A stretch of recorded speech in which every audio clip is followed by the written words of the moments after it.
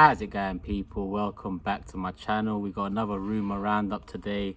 3 videos in 3 days. It's not like me, but like I said in yesterday's video, I feel like I gave Arsenal a week to see what comes out the other end, and so far it's been nothing but little pieces of shit news here and there. Before we get going, obviously you can see OneFootball are sponsoring the video. They're sponsoring the channel. There's a link in the description box below. Go and download the app if you haven't already, and if you have, as always, love, support, appreciate all of it from all you guys. And whilst I'm at it, you might as well add me on Instagram, add me on Twitter, Turkish LDN on both platforms.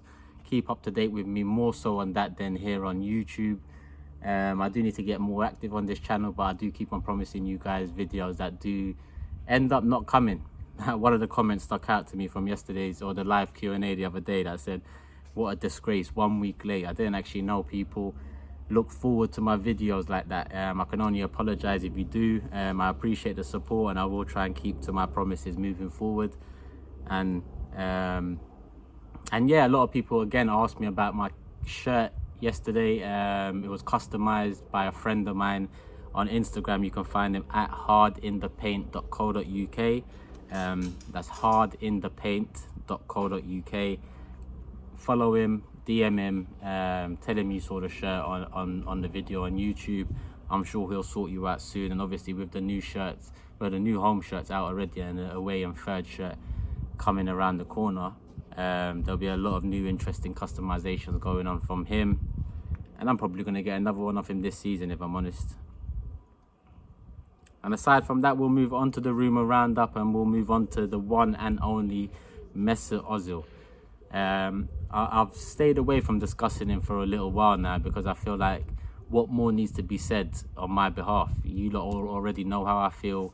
The AFTV viewership know how I feel. I've been very vocal for the last couple of years about Mesut Ozil and him not at first being productive enough for the wage that he signed for a couple of years, well, 2.5 years ago now, but also his lack of responsibility over the years, his lackluster attitude, his PR team working overdrive behind the scenes. It's just accumulated to a sour ending for a player that I thought, well, I respected highly, especially when he first came to us, and I thought someone that could help turn us round the corner, which evidently we haven't. Still the roundabout. You look at this transfer window, it's still that same roundabout I mentioned a few weeks to the end of the season. And on Mesut Ozil, obviously rounding up how it's been for him since lockdown. I mean, he didn't play a minute under Arteta since lockdown was lifted, and Premier League and domestic competitions were back up and running for Arsenal Football Club. Not 1 minute at all, and that comes with the extra substitutions per game and the extra subs on the bench, which he failed to make a considerable number of times. Now, I just mentioned his PR overdrive, and again, they did it towards the end of the season. He came out with a post, he was training, and he said, "I'm ready." And that post was after a few weeks of Arteta being very coy about Ozil in his press conferences, hinting at a back problem, but the be-all and end-all is we all know that it's much more than a back problem. Previous managers have used this back problem reason as essentially a smokescreen for the fact that he's done at the club. And that was a PR move, bringing out that picture, saying you're ready.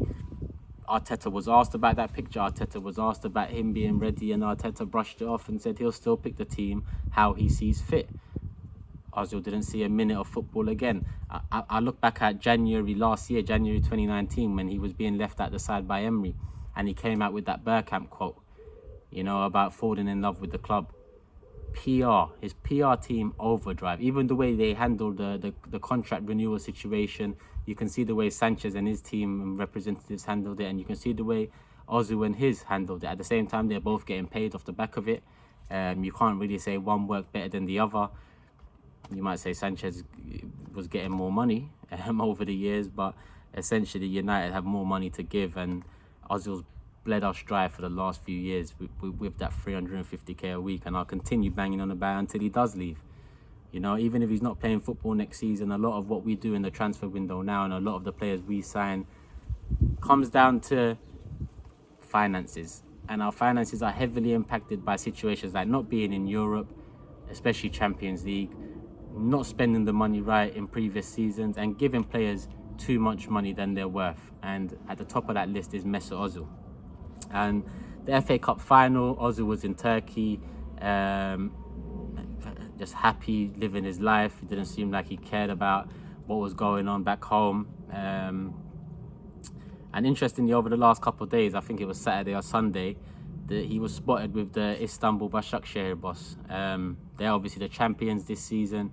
A newly formed team. I think they came up in the 1990, came up in the 90s, and really started performing above their expectation over the last few years. They've had players like, this season, Demba Ba, Robinho, Clichy, Skrtel, Elia, the Dutch winger, Inla, Swiss, all players over 30 years of age, but all players that have added experience at a time when Turkish football was really struggling right now. The big teams, Galatasaray, Fenerbahce, Besiktas, they're all struggling at the moment, and it's going to take years for Turkish football and these bigger Turkish teams to really come back to the I say forefront, and back. We've never really been at the forefront in terms of league and domestic football, but we have been better, that's for sure. We have been better.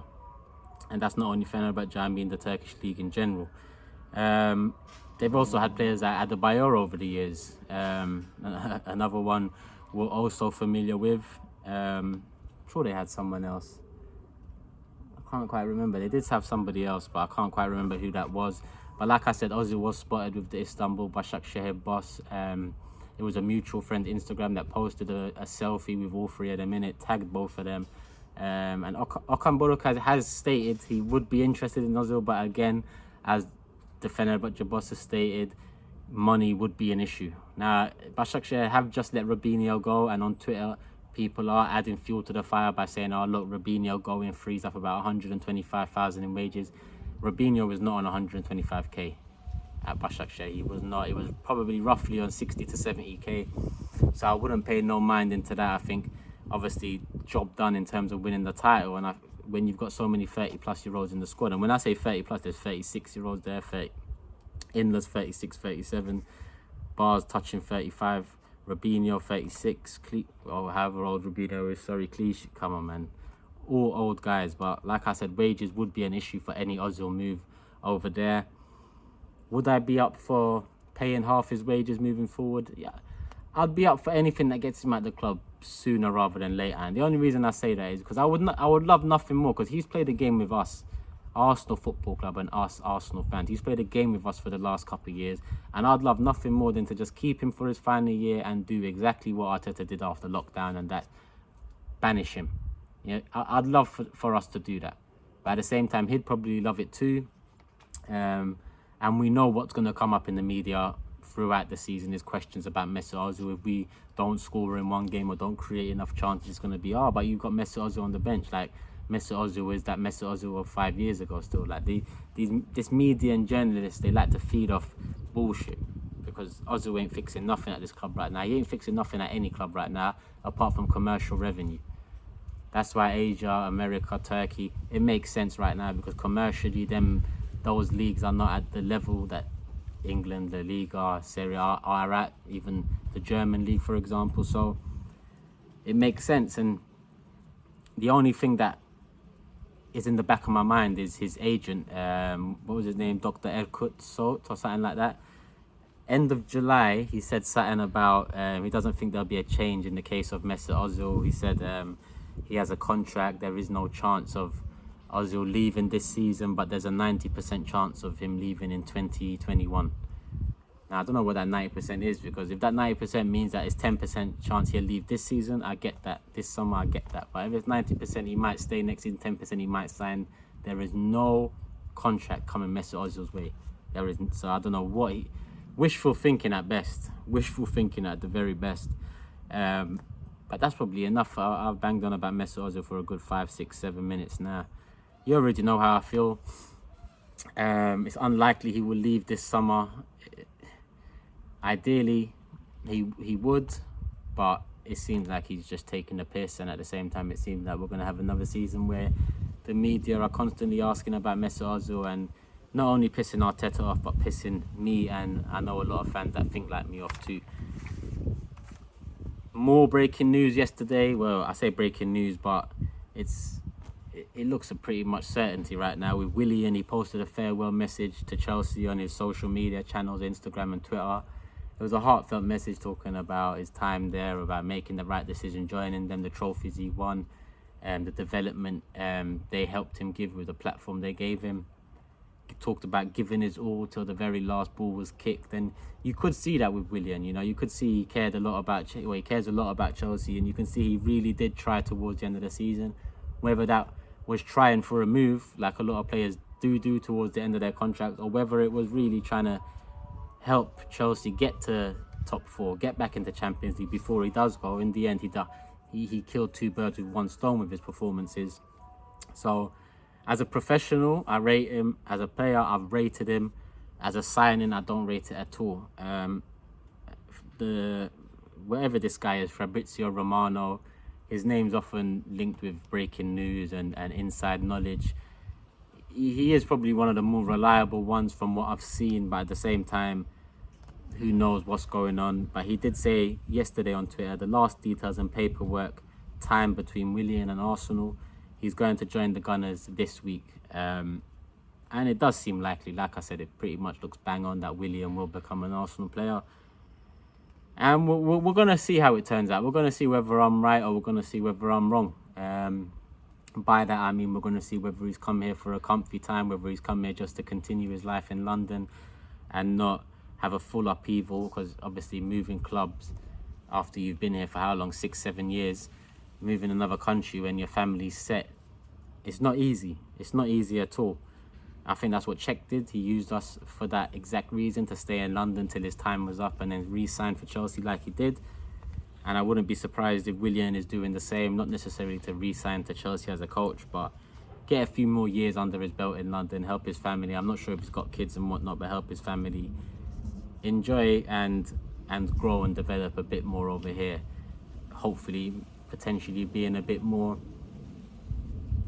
accomplished and able to upheave and move your family across in 3 years or 2 years. A lot of people are saying to me, well, and listen to this, a lot of people are saying to me, it's a 3-year contract to hold his value so we can sell him in 2 years. Listen, what value are we holding on Willian?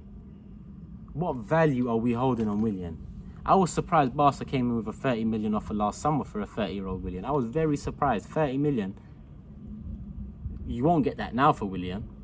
So what value are you holding on with this 3-year contract? There's hardly any value there. You know, it's going to be interesting to see the wages that he's on, because if it's touching 100k, if it's over 100k, on top of that 3 years, which is bad enough in itself, then it's really going to show that nothing's changed at this club, and it's really going to show that expect the same again next season. Expect the same. That's pretty much it on Willian. Wrapped that up there. I did talk on him yesterday, so if you want to hear more, go and watch that video if you haven't already. Some more quotes coming from an Arsenal player, this time Emi Martinez. Direct quote from him saying, I've shown the club that I can play for them, and when I return next season, I need to have more games. That is the only way I will stay at Arsenal. My target is to consolidate my place with Arsenal and to reach the Argentinian national team as #1. And that's fair, you know. Last summer I talked about what we need, keep and sell.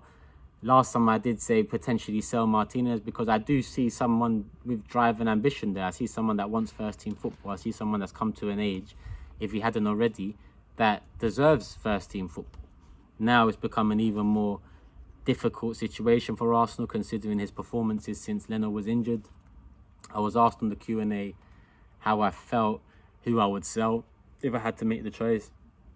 I wholeheartedly said Leno, but when I think back, it is a very difficult decision. It's a very difficult decision, because I agree with a lot of the subscribers' comments that says Martinez is a lot better in the air, a lot more dominant, a much better leader. I agree with those things, you know. I agree, and maybe sentiment in terms of Leno's shot-stopping ability over the last couple of years and us being absolutely shit comes into play here. So if I'm really taking sentiment out of it and I'm looking at the quality of keeper and what he can bring, then potentially Martinez is the one that I would keep. But again, it's a very difficult decision. Saturday I said Leno. Here I am on Monday saying Martinez. it is that tight for me. It is that tight. Obviously, in the comments, let me know what you guys think below, because it was a mixture on Saturday in terms of Leno or Martinez. But with those quotes there, with him saying that is the only way I stay at Arsenal, it looks like push has come to shove and a decision does have to be made. In all honesty, I feel like to keep both, you can say to Martinez, listen, you're going to start the season as number one. Maybe not by number, but you're going to start the season between the sticks. I feel like you deserve it. I feel like you haven't let us down so far. And Leno will have to fight for the number one spot back. I feel like Leno being Europa League, FA Cup duty and whatnot, he'll have ample opportunity to potentially prove himself and get back into the side. But that also keeps Martinez happy. And I'm sure at this point, at this stage right now, Leno would understand that sort of a decision. Leno can't push for a move now. So in all honesty, if we do go the season starting with Martinez and Leno is back up, and Leno's not happy with that, then next summer we can address that properly. Next summer we'll have a better idea of who will be our number one. Because it is a difficult decision right now, but it makes a change, you know, a difficult decision for a position. We've got two players vying for one spot and we don't know who to pick. Whereas in most other positions, it's either goes without saying who starts or we have no one there with the quality needed.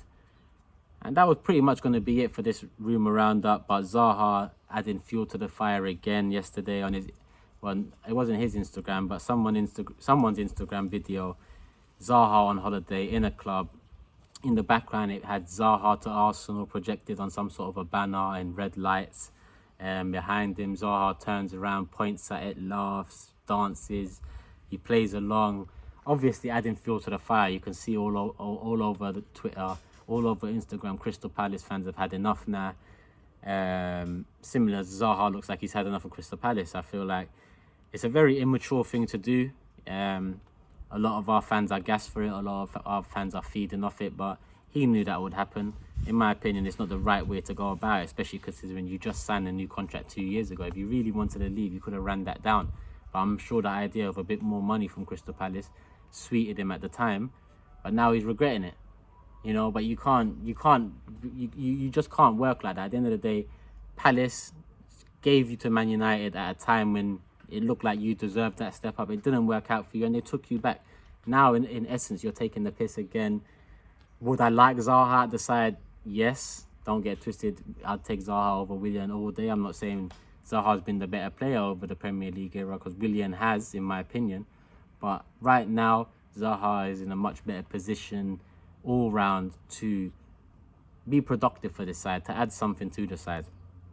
But like I said, it's not the right way to go about it. He's basically whoring himself out to Arsenal.